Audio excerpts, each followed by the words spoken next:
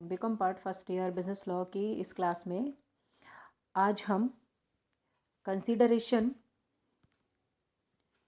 Part 3 यानी agreement without consideration always void, प्रतिफल रहित ठहराव हमेशा व्यर्थ होते हैं और उसके क्या एक्सेप्शंस हैं, क्या अपवाद हैं, उसके बारे में पढ़ने वाले हैं। कंसीडरेशन पार्ट 3 में प्रतिफल रहित ठहराव यानी agreement without consideration always void, हमेशा व्यर्थ होते हैं ऐसे ठहराव जो बिना कंसिडरेशन के किए जाते हैं, उसके बारे में मैं आज आपको बताने वाली हूँ। और इसी के साथ साथ क्या इस नियम के कुछ अपवाद हैं, कुछ एक्सेप्शंस हैं जहाँ पर ये नियम लागू नहीं होता कि agreement without consideration always void. We all knows about section 10 of the Indian Contract Act 1872 which says, जो हमें ये कहता है कि एक वैध अनुबंध के निर्माण के लिए प्रतिफल का होना आवश्यक है, यानी फॉर अ वैलिड कॉन्ट्रैक्ट प्रतिफल जो कंसीडरेशन है वह बहुत ही ज़रूरी है। बिना कंसीडरेशन के कोई भी एग्रीमेंट कॉन्ट्रैक्ट नहीं बन सकता है। तो कहने का मतलब ये है कि किसी भी कॉन्ट्रैक्ट के लिए कंसीडरेशन एक एसेंशियल कंडीशन होती है, एक आवश्यक शर्त होती है जिसके बिना एक एग्रीमेंट कॉन्ट्रैक्ट नहीं बन सकता है। इसी के साथ साथ जो सेक्शन 25 है इंडियन कॉन्ट्रैक्ट एक्ट का, यानी जो धारा 25 है इंडियन कॉन्ट्रैक्ट एक्ट की, वो कहती है an agreement without consideration is void subject to certain exceptions, यानी एक एग्रीमेंट जिसमें कंसीडरेशन नहीं है वह हमेशा वॉइड माना जाएगा, लेकिन उसके उसके कुछ एक्सेप्शंस हैं, उसके कुछ अपवाद हैं जहाँ पर ये हम अप्लाई नहीं कर सकते कि N agreement without consideration is always void. यानी सेक्शन 25 हमें ये बताता है कि कुछ एग्रीमेंट्स ऐसे होते हैं जो बिना कंसीडरेशन के भी वैलिड माने जा सकते हैं। इन अदर वर्ड्स हम ये भी कह सकते हैं कि धारा 25 में ये बताया गया है कि बिना प्रतिफल के ठहराव व्यर्थ होते हैं, लेकिन कुछ ऐसे अनुबंध भी होते हैं जिनमें यदि प्रतिफल नहीं भी हो तो वो लीगली कॉन्ट्रैक्ट ही माने जाते हैं और उन्हें एनफोर्सिएबल करवाया जा सकता है। इंडियन कॉन्ट्रैक्ट एक्ट का सेक्शन 25 क्लोज 1, 2, 3 हमें उन एक्सेप्शंस के बारे में बताता है और ये कहता है कि उन कंडीशंस में यदि किसी एग्रीमेंट में कंसीडरेशन नहीं भी है तो वह वॉइड नहीं होगा, वह वैलिड माना जाएगा। Following are the exceptional cases under which agreement is valid and enforceable when even without consideration, यानी ये कुछ exceptions हैं जो मैंने आपके सामने रखे हैं, जो ये कहते हैं कि इन सर्कमस्टांसेस में या इस तरह के एग्रीमेंट्स में यदि कंसिडरेशन नहीं भी है तो ऐसे एग्रीमेंट कॉन्ट्रैक्ट बन सकते हैं। तो इसमें सबसे पहला point, agreement on account of natural love and affection, यानी स्वाभाविक प्रेम एवं स्नेह के द्वारा किए गए ठहराव। जो हिंदी वाले स्टूडेंट हैं वो ध्यान देंगे, agreement on account of natural love and affection यानी स्वाभाविक प्रेम एवं स्नेह के द्वारा किए गए ठहराव। कुछ एग्रीमेंट्स ऐसे होते हैं जो हमारे क्लोज रिलेटिव्स के बीच में होते हैं जिनमें नेचुरल लव और अफेक्शन होता है, यानी जो ब्लड रिलेशंस की बात है या कहीं कहीं यदि ब्लड रिलेशन नहीं है लेकिन आपस में क्लोज रिलेशनशिप है, जैसे मदर इन लॉ का और जो बहू है उसकी रिलेशनशिप ब्लड रिलेशनशिप नहीं होती लेकिन एक क्लोज रिलेशनशिप मानी जाती है। तो इन लोगों के बीच में नेचुरल लव और अफेक्शन को लेकर के यानी स्वाभाविक प्रेम और स्नेह को लेकर के यदि कोई एग्रीमेंट किया जाता है और ऐसा एग्रीमेंट यदि वो रिटन है और वो रजिस्टर्ड है। दैट इज़ वेरी इंपॉर्टेंट, ये कंडीशन उसमें होनी ज़रूरी है। पहली बात तो ऐसा एग्रीमेंट किन लोगों के बीच में होना चाहिए, जिनके बीच में नेचुरल लव और अफेक्शन है। दूसरा वो किस में होना चाहिए, रिटर्न में होना चाहिए। और तीसरा वो रजिस्टर्ड भी होना ज़रूरी है। तो ऐसी स्थिति में ऐसा कॉन्ट्रैक्ट विदाउट कंसिडरेशन भी वैलिड माना जाएगा। यानी सेक्शन 25 क्लोज 1 में ये एक्सप्लेन किया गया है, ये स्पष्ट किया गया है कि यदि अनुबंध स्वाभाविक प्रेम और स्नेह से प्रेरित है, निकटतम संबंधियों के बीच का है यानी क्लोज रिलेटिव्स के बीच में किया गया है, तो वह वैध होगा। लेकिन इसकी कुछ शर्तें हैं, जैसे कि मैंने आपको अभी अभी बताई है कि वो लिखित में होना यानी रिटन में होना ज़रूरी है, उसका रजिस्ट्रेशन होना ज़रूरी है, और उन दोनों के बीच में यानी जिन पार्टी ने ये एग्रीमेंट किया है उन दोनों के बीच में क्लोज रिलेशनशिप होनी ज़रूरी है। और एक इम्पॉर्टेंट चीज़ कि उनके बीच में नेचुरल लव और अफेक्शन का होना ज़रूरी है। और यदि ऐसा है तो ऐसा एग्रीमेंट जिसमें कंसिडरेशन नहीं भी है तो भी वह वैध माना जाएगा। और इस तरह के रिलेशनशिप में हम हस्बैंड और वाइफ को ले सकते हैं, फादर सन और फादर डॉटर को ले सकते हैं। इसी तरह से दादा पोता, नाना दोहिता, भाई बहन आदि जो भी हैं वह इस तरह के क्लोज रिलेटिव्स माने जाते हैं। Point number second, promise to compensate promise to compensate voluntary service, यानी स्वेच्छा से किए गए कार्य की क्षतिपूर्ति का अनुबंध। स्वेच्छा से किए गए कार्य की क्षतिपूर्ति का अनुबंध ये सेक्शन 25 क्लोज 2 में बताया गया है कि जहां एग्रीमेंट ऐसे पार्टीज के बीच में किसी तरह के कंपनसेशन को लेकर किसी तरह के कंपनसेशन को करने का प्रॉमिस है, जिसने पहले ही वचनदाता के लिए कोई काम अपनी इच्छा से कर दिया है या कोई ऐसा कार्य किया है जिसको करने के लिए स्वयं यानी खुद प्रॉमिसर लीगली बाउंड था, तो ऐसा एग्रीमेंट राज नियम द्वारा एनफोर्सिएबल माना जाएगा और वैध अनुबंध ही माना जाएगा, चाहे इसमें प्रतिफल हो या नहीं हो। यानी यहाँ विदाउट एनी कंसीडरेशन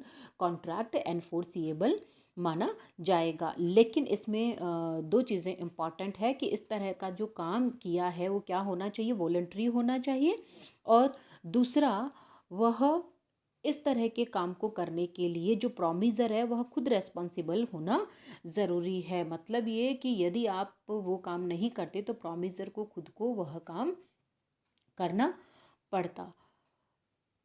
इससे कंसर्निंग एक एग्जाम्पल लिया जा सकता है।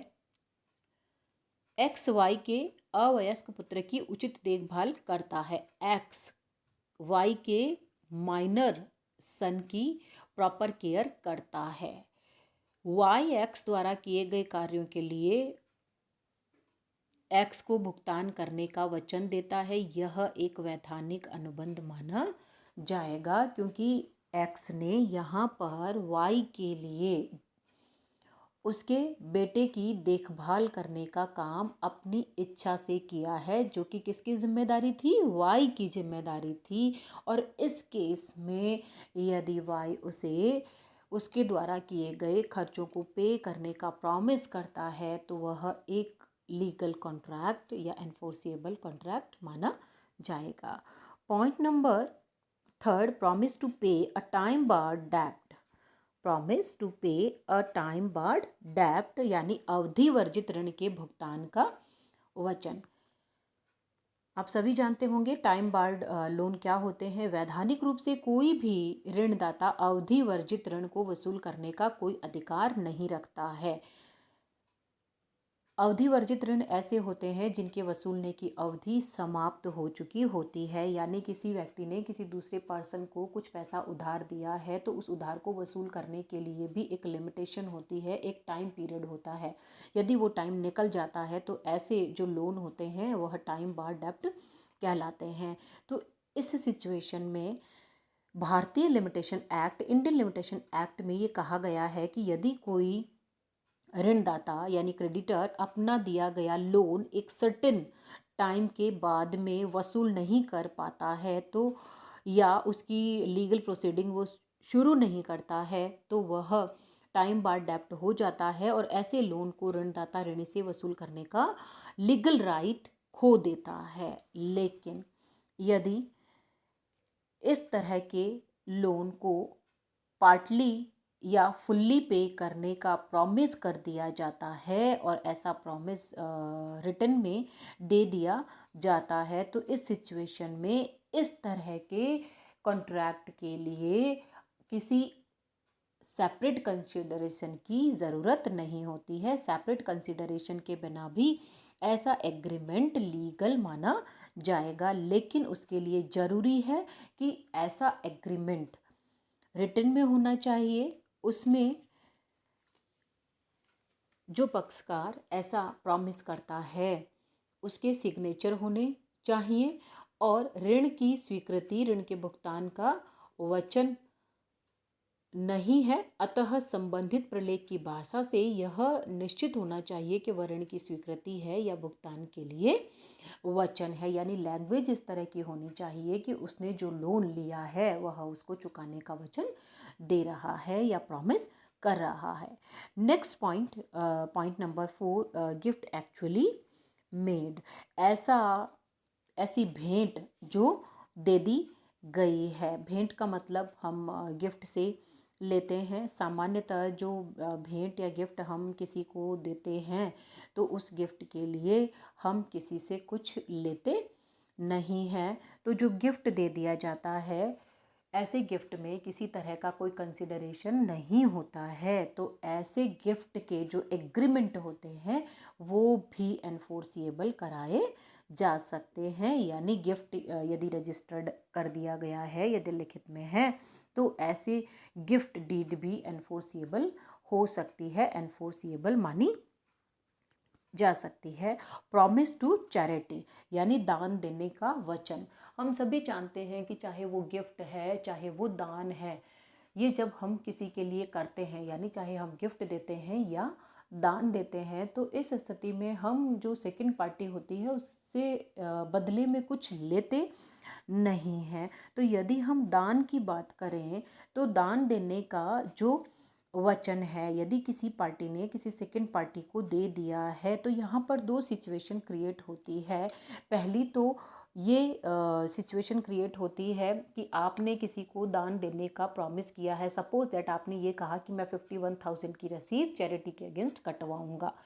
तो ऐसी स्थिति में यहाँ दो परिस्थितियाँ बनती है। एक तो वो कि आपने 51,000 देने का प्रॉमिस किया है तो पार्टी ने उसके अगेंस्ट कोई लायबिलिटी क्रिएट नहीं की है, और बाद में यदि आप मना कर देते हैं तो ऐसी सिचुएशन में आप वो 51,000 देने के लिए बाध्य नहीं है, आपको मजबूर नहीं किया जा सकता है। लेकिन आपसे 51,000 सेकेंड पार्टी को मिलने वाले हैं, इस उम्मीद ने पार्टी ने कोई लायबिलिटी क्रिएट कर ली है या कोई काम शुरू करवा लिया है, स्टार्ट करवा लिया है, तो ऐसी स्थिति में अब आपको 51,000 पे करना ही होगा। और ऐसी स्थिति में बिना कंसिडरेशन के भी एग्रीमेंट वैलिड माने जाते हैं। नेक्स्ट पॉइंट है कॉन्ट्रैक्ट ऑफ एजेंसी। तो एजेंसी के जो कॉन्ट्रैक्ट होते हैं उसमें यदि कंसिडरेशन का लेन देन नहीं होता है या प्रतिफल नहीं भी होता है तो भी एजेंसी के कॉन्ट्रैक्ट एनफोर्सिएबल माने जाते हैं, लीगल माने जाते हैं। Next point, contract of gratuitous bailment. निशुल्क निक्षेप के जो अनुबंध होते हैं, निक्षेप के अनुबंध में प्रतिफल की अनिवार्यता का होना ज़रूरी नहीं है। यानी बेलमेंट जब होता है तो वह बिना किसी प्रतिफल के भी किया जा सकता है और प्रतिफल के भी किया जा सकता है। ग्रेट्यूटस बेलमेंट यानी निशुल्क निक्षेप जिसमें किसी तरह का कोई चार्ज नहीं लिया जाता है, और नॉन ग्रेट्यूटस बेलमेंट का मतलब जिसमें चार्ज लिया जाता है, जिसे हम सशुल्क भी कह सकते हैं। ग्रेट्यूटस का मतलब निशुल्क निक्षेप होता है। जब एक पार्टी किसी दूसरी पार्टी के पास अपना माल किसी स्पेशल पर्पस से या किसी स्पेशल टाइम के लिए रखती है और जब वो टाइम पूरा हो जाता है तो वो अपना माल वापस ले लेती है, तो उसे हम बेलमेंट कहते हैं। तो बेलमेंट विथ कंसिडरेशन भी हो सकता है और विदाउट कंसिडरेशन भी हो सकता है। तो बेलमेंट का कॉन्ट्रैक्ट भी एक ऐसा कॉन्ट्रैक्ट है जहाँ पर यदि कंसिडरेशन नहीं है तो भी वह एनफोर्सिएबल माना जाएगा। ये भी एक अंडर सेक्शन 25 एक एक्सेप्शन माना गया है। नेक्स्ट पॉइंट, रेमिशन की बात करते हैं हम। रेमिशन का जो मतलब है देय धन के बदले कम धन चुकाना, payment of lesser sum in satisfaction of larger sum. यानी कई बार ऐसी सिचुएशन आती है कि ऋणदाता और ऋणी के बीच में, यानी क्रेडिटर और जो प्रिंसिपल डेटर है उसके बीच में एक एग्रीमेंट होता है कि जो देय धन होता है, मतलब जितना पैसा दिया जाना है उससे कम धन चुकाया जाता है। सपोज दैट ए ने बी को 1 लाख रुपए का लोन दिया है, लेकिन वो लोन अब तक पे नहीं कर पाया। अब ए और बी दोनों एक कॉन्ट्रैक्ट करते हैं जिसमें ए और बी आपस में ये तय करते हैं कि अब वह 1 लाख के बदले में सिर्फ 70,000 ही उसे पे करेगा, और वहाँ पर वो दोनों इस चीज़ से एग्री हो जाते हैं। यानी जिसने पैसा उधार दिया था वो भी एग्री हो जाता है और जिसने लोन लिया है वो भी 70,000 चुकाने के लिए एग्री हो जाता है, राज़ी हो जाता है। तो ऐसी सिचुएशन में वो जो कॉन्ट्रैक्ट उन दोनों के बीच में होगा, जो एग्रीमेंट उन दोनों के बीच में होगा, वह भी वैलिड माना जाएगा। उसके लिए किसी अलग कंसिडरेशन की ज़रूरत नहीं होती है। इसे हम payment of lesser sum in satisfaction of larger sum कहते हैं, यानी देय धन के बदले में कम धन चुकाना, जिसे हम रेविशन भी कह सकते हैं। यानी कैसे ही करके कॉन्ट्रैक्ट को सेटल कर लेना, या हम यूँ कहें कि पूरा 1 लाख न लेकर के जितना पार्टी देने की सिचुएशन में है, जिस पार्टी ने लोन दिया है वह पार्टी उसे एक्सेप्ट कर लेती है, तो ऐसी सिचुएशन में भी ऐसे कॉन्ट्रैक्ट वैलिड या एनफोर्सिएबल माने जा सकते हैं। तो आज की क्लास में मैंने आपको कंसिडरेशन पार्ट 3 यानी agreement without consideration always void और उसके एक्सेप्शंस के बारे में बताया। एग्जामिनेशन के पॉइंट ऑफ व्यू से बहुत ही इम्पॉर्टेंट क्वेश्चन है, 20 मार्क्स में आपसे पूछा जा सकता है। आज की क्लास में इतना ही। Thank you.